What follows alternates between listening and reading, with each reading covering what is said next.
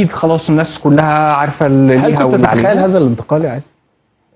اتخيل الانتقال. هقول لك على حاجه، اشرف بن شرقي مشي من الزمالك ببلاش، فرجاني ساسي مشي من الزمالك ببلاش، طارق حامد مشي من الزمالك ببلاش، فايه اللي يمنع يعني يبدو واضح جدا ان في ازمه كبيره عند الزمالك في التنافس المالي دلوقتي في الوقت الحالي، ودي نقطه الزمالك ما بيشتغلش عليها. فبالتالي هي هتفضل تحصل طول ما انت عندك العيب ده.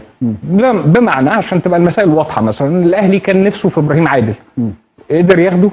لا، لان في الطرف الثاني بيراميدز في الحاله دي هو عنده قوه ماليه في الوقت الحالي بتخليه قادر يحصن لعيبته، يعني قادر يتعامل مع لعيبته على المستوى المالي بدرجه جيده يعني. فانت هنا كزمالك عشان كده كنت بقول لك انا عايز ابتدي من اما بعد، لان في الاول في الاخر خلاص اللي حصل حصل، واعتقد ان كل الناس بقت مجمعه على ان هو حق الاهلي ولا مش حقه، وهو الزمالك ادارته غلطت في ان هي سابته يمشي، سابته يوصل للمرحله دي، ما تفاوضتش من بدري، ما خلصتش من بدري.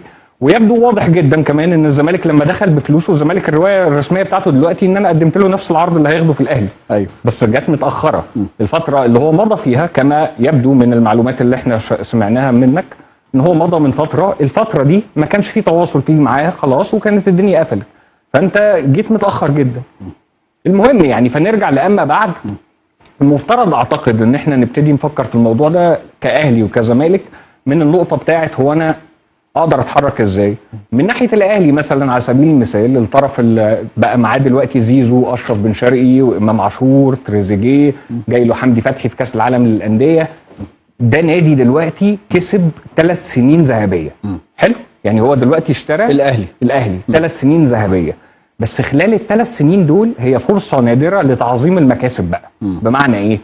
دلوقتي انا بصرف من ال9 مليون دولار اللي جايين لي بتوع كاس العالم للانديه. ايوه، بمنتهى البساطه يعني. انا عندي ايدج وعندي مكانه قويه جدا، بس مش انت بس اللي هتاخد 9 مليون دولار، الوداد كمان هياخد ال9 مليون. برافو عليك. وبالتالي السبق هيبتدي من هنا يروح على حته ثانيه، وصن داونز، فالسبق هيبتدي يروح من حته ثانيه، ان في كذا نادي دلوقتي هيجي لهم نفس المكسب الرئيسي بتاعك. انت استفدت من المكسب بتاعك انه قمت داخل على السوق المحلي واخد احسن اللي فيه.